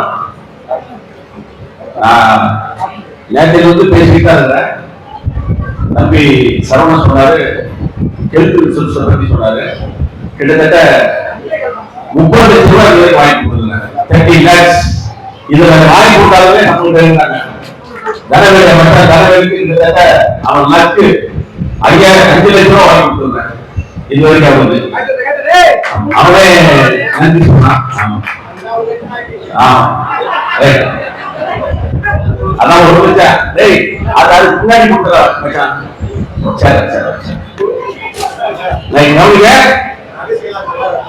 ஒரே ஒரு சிறு கவிதை மட்டும் நான் படிச்சேன் அம்மாவுக்காக. எனக்கு தம்பி சொல்றாரு, நெல்லை மாவட்டம். எங்க அம்மா பேரு ஆனந்தவல்லி, எங்க அப்பா பேரு கருப்பசாமி.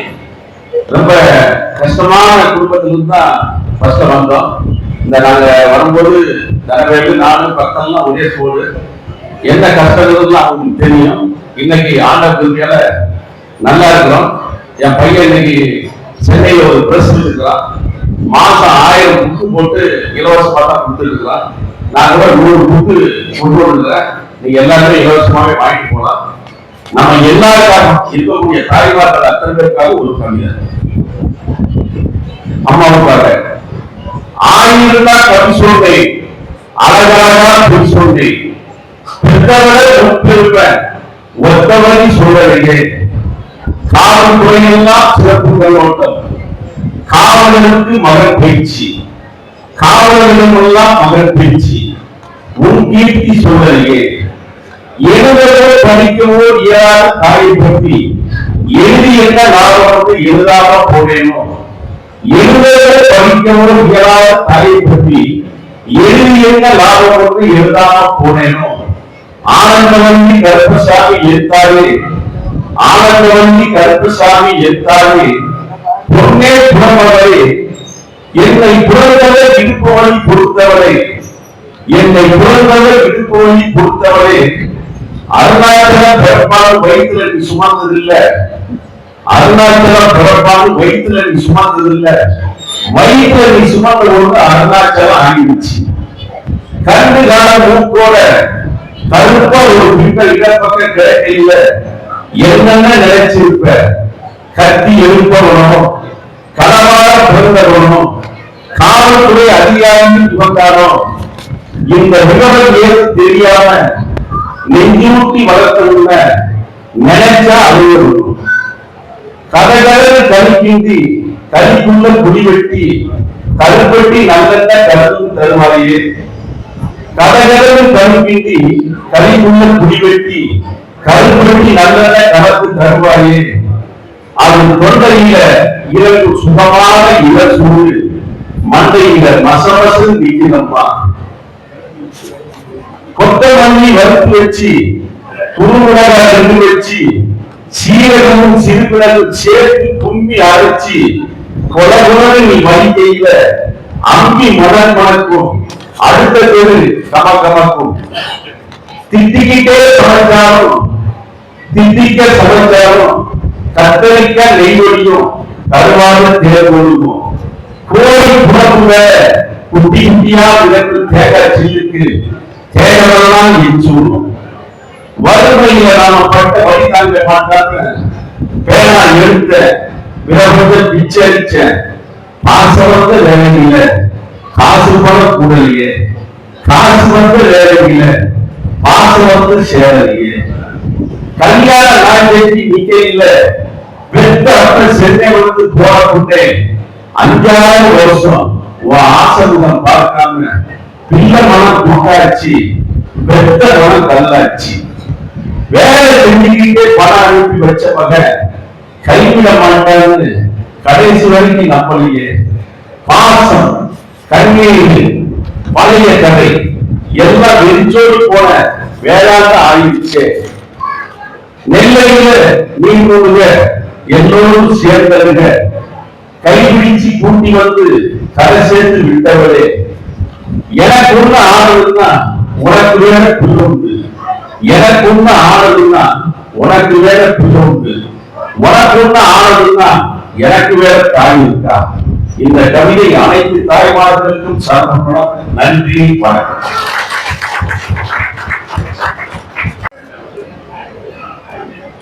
அனைவருக்கும் ஹலோ.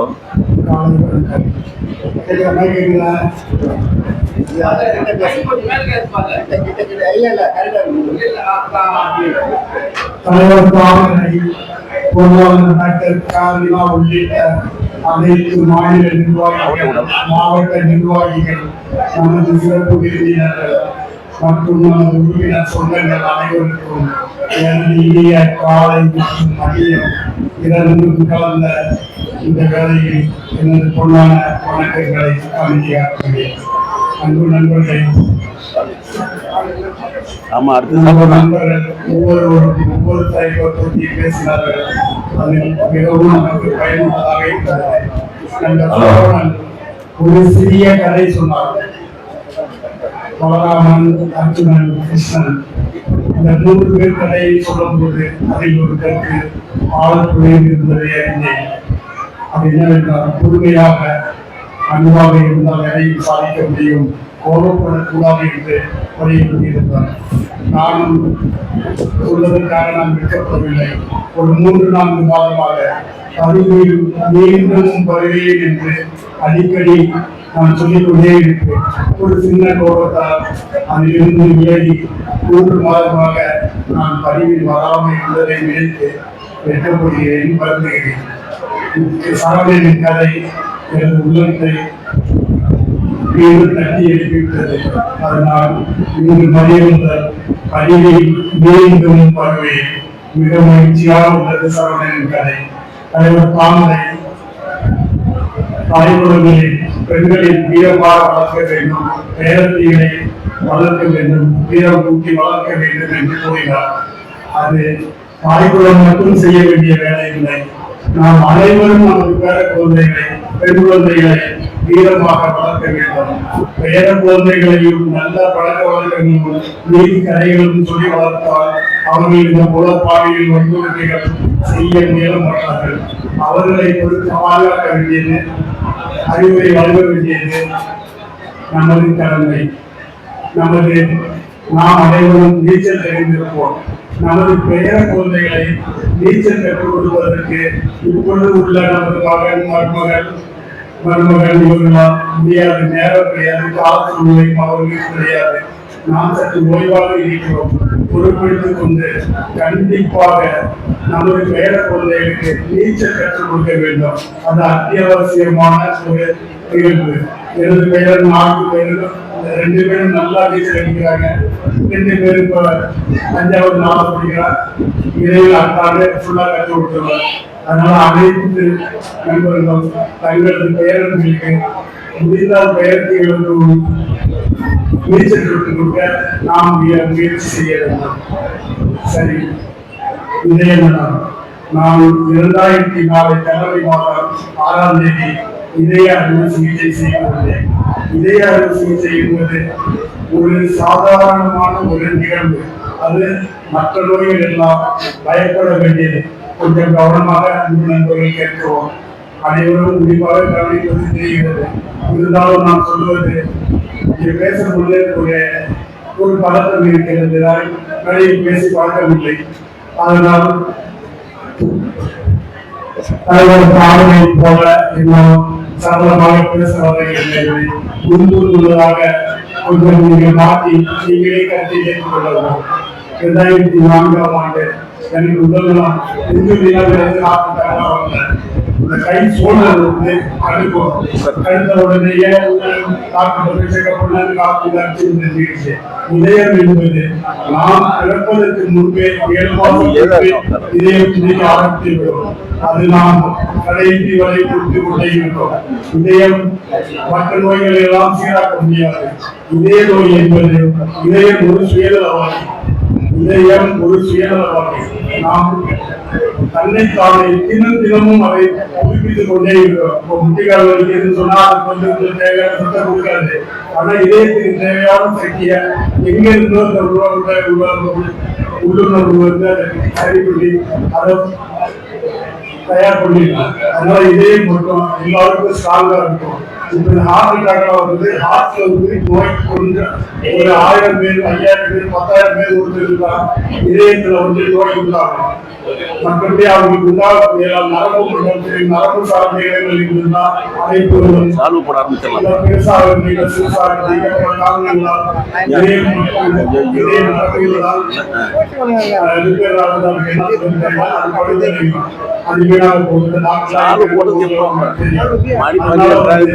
இதயத்தை வந்து நம்ம உணவு கட்டுப்பாடுகள் உணவு வந்து முறையான உணவு நம்ம எல்லாரும் 50-60 வயசுக்கு மேல இருக்கோம். கொஞ்சம் எல்லாம் கவனிக்கிறீங்களா? கொஞ்சம் கவனிக்க முக்கியமான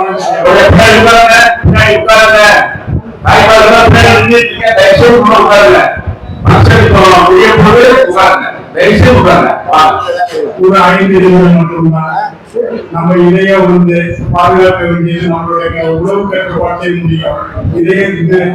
இதயம் நோய் வருதுன்னு சொன்னா உணவு கட்டுப்பாடு இல்லாமல் இருக்கிறோம். நமக்கு தெரியாம உணவு கட்டினா கொஞ்சம் தான் சாப்பிடுறது கிடையாது. தேவையற்ற கொழுப்புகள் நமக்கு ஏற்கனவே அந்த வாட்டர்ல இருக்கோம். நம்ம அதிகமா சாப்பிட்றதுனால வரக்கூடியது அந்த நரம்புகள் எல்லாம் வந்து கொழுப்பு படையுது, உப்பு வரக்கூடியது. இதனாலதான் நமக்கு வந்து அது வந்து அதனால நம்ம நண்பர்கள் அனைவரும் 50-60 வயசுக்கு மேல ஒரு 60 பேரும் கண்டிப்பாக இடத்த பரிசோதனை செய்து கொள்ள வேண்டும். இடத்த பரிசோதனை செஞ்சோம்னு சொன்னா நமக்கு எந்த அளவுக்கு அந்த கொலஸ்ட்ரால் இருக்குது, எந்த அளவுக்கு சால்ட் இருக்குது, இதை நம்ம தெரிஞ்சுக்கணும்னு சொன்னா ஒரு சில ஆயிரங்கள், ஒரு சில 100 ரூபாயிலேயோ சில ஆயிரங்களிலேயோ நம்ம உடல் ஹார்ட் அட்டாக் வராமல் கண்டிப்பாக பார்க்க முடியும். யாருமே இப்போ நான் வந்து அவசரமா பேசினேன். யாரும் வந்து இரத்த பரிசோதனை செய்ததாக தெரியவே தெரியாது. எனக்கு தெரியல. இப்போ இன்றையிலிருந்து ஒரு 3 மாதத்துக்குள்ள நம்ம நண்பர்கள் எல்லாரும் ஒரு நல்ல ஹாஸ்பிட்டல், அந்த லோக்கல்ல இருக்கிற ஹாஸ்பிட்டல்ல தயவு செஞ்சு செக்அப் பண்ண வேண்டாம். அவங்களோட நான் குறைந்த மதிப்புல அவங்கள்ட்ட வந்து குறைச்சலான சம்பளத்தை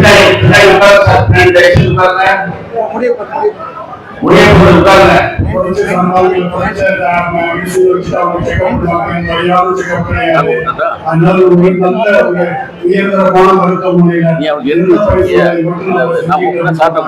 கண்டிப்பா நிச்சயமா பிரியாணி சாப்பிட்டா தண்ணி அடிச்சா சொல்லப்பட்டாங்க அது ஏற்றுக்கொள்ளக்கூடியதில்லை. குறைந்தது 3 வருடங்களாக உடல் நமக்கு ஒரு சமிகை கொடுத்து கொண்டே இருக்கும்.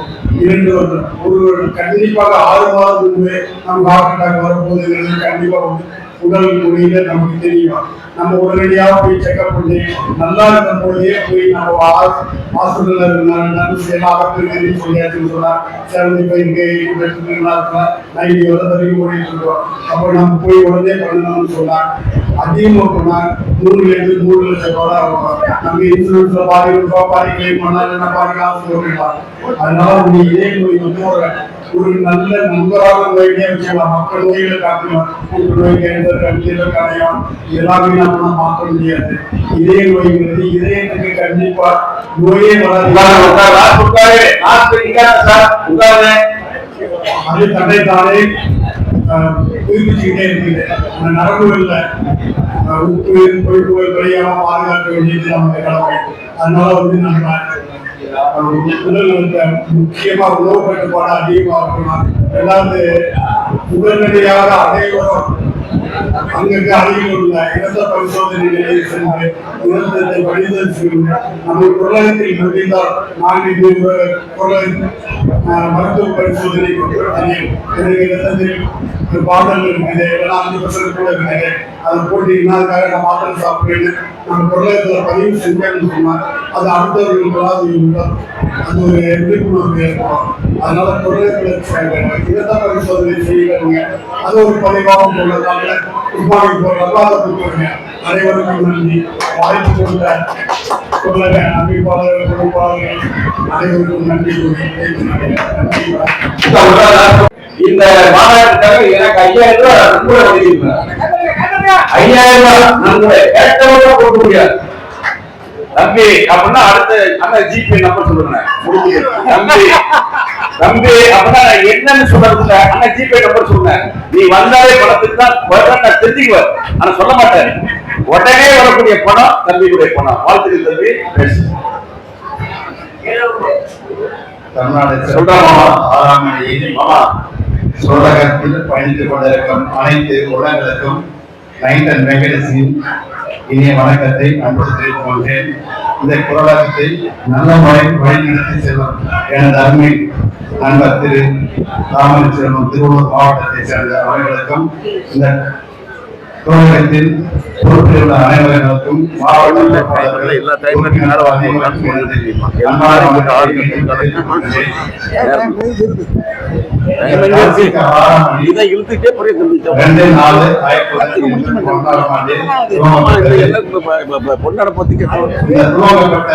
இடம் திருவள்ளூர் மாவட்டம். ஆனால் இந்த திருவள்ளூர் மாவட்டத்திற்கு ஒரு சிறப்பு உண்டு. என்னவென்றால் பொதுவாக அரசியல், அதாவது அந்த மாவட்டத்தில் பிரச்சாரம் பண்ண ஆரம்பிச்சாங்க அந்த மாவட்ட அந்த எந்த கட்சி ஆரம்பிக்கிறோம் அந்த கட்சி ஜெயிச்சிருவாங்க.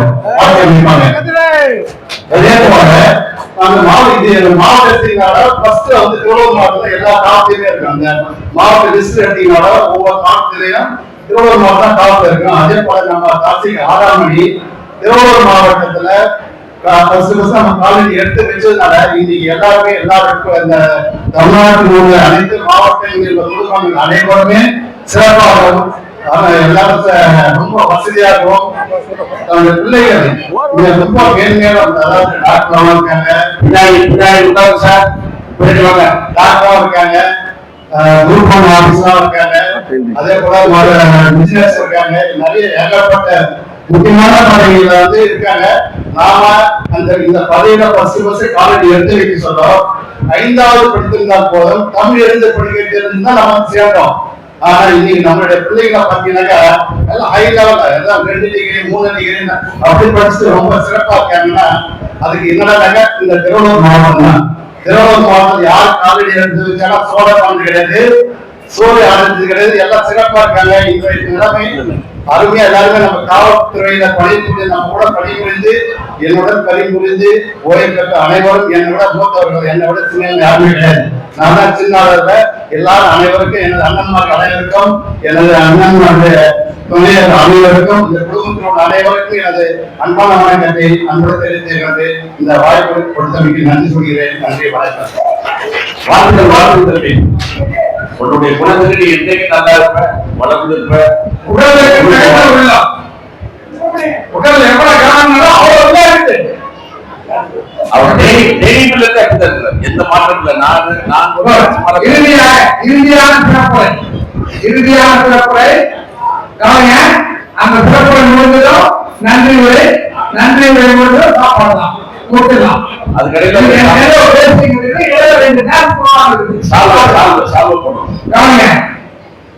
நேரம் மனிதர்களின் பார்வையை எப்படி மாற்றுகிறது என்பதை உணர்வும் வயலவரை. நேரம் மனிதர்களின் பார்வையை எப்படி மாற்றுகிறது என்பதை உணர்த்தும் வயலவரிகள். உங்கள் நேரம் நன்றாக இருக்கும் போது நீங்கள் செய்யும் தவறுகள் கூட நகைச்சுவையாக எடுத்துக் கொள்ளப்படும் உண்மை.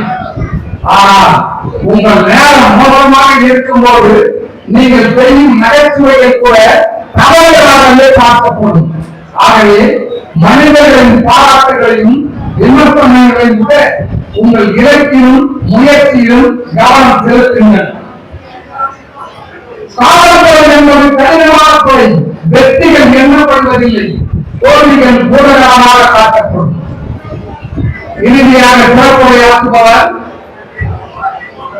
கோரகத்தின் அன்பு நண்பர், திருவள்ளூர் ஓய்வுபெற்ற காவலர் நலசங்கத்தின் பொறுப்பாளர், என் அன்புக்கு என் நண்பர் உதப்பை ஜே சுப்பிரமணியம் அவர்களை சிறப்புரையாற்ற அன்போடு அழைக்கிறேன்.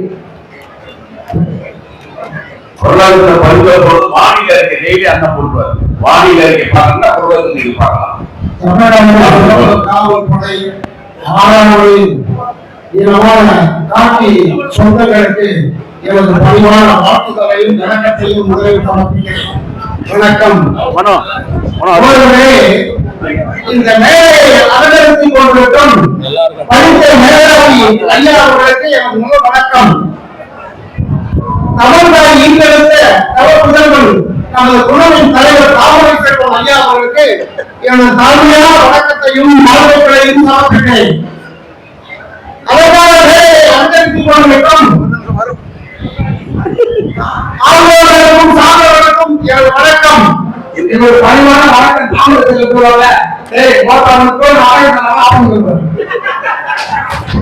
பேசுறது ரெண்டு பேரும் பேசுறது அதிகம் கேட்கவே முடியாது.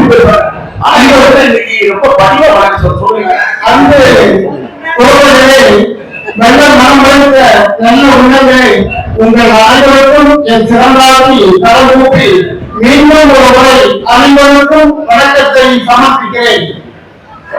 6ஆம் மணி உருவாகி 41 ஆண்டுகளை கடந்து விட்டோம்.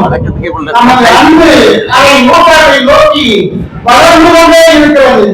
ஆண்டுக்கு ஆண்டு நமக்கு வயது கூடுகிறது போல நமது மாநாட்டுக்கு மாநாடு ஓங்கி வளர்ந்து கொண்டு சிறப்பான ஒரு எடுத்துக்காட்டை காண்பித்துக் கொண்டிருக்கிறோம். இப்பொழுது நடப்பது 7வது மாநில எழுச்சிமிகு 7வது மாநில மாநாடு நடந்து கொண்டிருக்கிறது. இது மாநிலத்திலே ஒரு வியக்கத்தக்க மாநாடு என்பதை உங்கள் அனைவரின் சார்ந்தே எனக்கு அளிக்கிறது. நமது 6 மாநாடுகளை நடத்தியிருக்கிறோம். 6 மாநாடுகளை கூட நமது இல்லத்தரசிகள் அதிகமாக கலந்து கொண்டு இந்த மாநாட்டை சிறப்பித்தது சிறப்பிலும் சிறப்பானது. தோழர்களே, தமிழ் பண்பாடு என்பது ஒன்றை உண்டு. நமது இல்லத்தரசிகள் நமது குல விளக்குகளாக கருதப்படுவார்கள். அதுபோன்று இந்த மாநாட்டின் சிறப்பை நமது இல்லத்தரசிகள் ஓங்கி வர செய்திருக்கிறார்கள் என்பதை உங்கள் அனைவருக்கும் சமர்ப்பிக்கிறேன். வயதையும் பொருட்படுத்தாமல் உடல் உபாதைகளையும் பொருட்படுத்தாமல் இந்த மாநாட்டுக்கு வரையிருக்கும் நல்ல உணர்வுகளுக்கு மின்படுவதை என் வணக்கத்தையும் வாழ்த்துக்களையும் சமர்ப்பிக்கிறேன். நமது நிர்வாகத்தின் பொறுப்பாளர்கள் மிகவும் உடல் உபாதைகளையும் வயதிகளையும் பொருட்படுத்தாமல் அனைத்து வேலைகளையும் சீரிய செம்மியல் முறையில் செய்து இந்த விழாவினை வெற்றி பெற செய்வதற்கு மீண்டும் அவர்களுக்கு வாழ்த்துக்களையும் மாற்றத்தையும் செய்து சமர்ப்பிக்கிறேன். மேலும் திருவண்ணாமலை மாவட்டம் என்பது தெய்வ பக்தி நிறைந்த மாவட்டம் என்பதை அனைவருக்கும் தெரியும். அனைவரும் கண்டுகளித்து தங்கள் உள்ளத்தில் உள்ள வேண்டுதல்களை இறைவனிடம் ஒப்படைத்திருக்கிறார்கள். மேலும் இந்த மண்ணில் மைந்தர்கள் வயதையும் உடல் உபாதையும் பொருட்படுத்தாமல் சீரிய முறையில் இந்த மாநாட்டு விழாவினை சிறப்பித்துக் கொண்ட தோழர்களுக்கு எனது பணிவான வணக்கத்தையும் வாழ்த்துகளையும் நம் குழுவின் சார்பாகவும் எனது சார்பாகவும் மீண்டும் மீண்டும் சமர்ப்பிக்கிறேன். தோழர்களே, இது போன்ற நமது விழா ஆண்டுக்கு ஒரு முறை நடக்கிறது. இந்த விழாவினை சிறப்பிக்க நாம் அனைவரும் வருவது செலவுகளோ மன உறுத்தல்களோ வியாதிகளோ இருப்பினும் நாம் எல்லாம் கலந்து கொள்வது நமது உடல் உபாதைக்கும் நமது வயதிற்கும் ஒரு இலவச மருந்தாக கிடைக்கும்.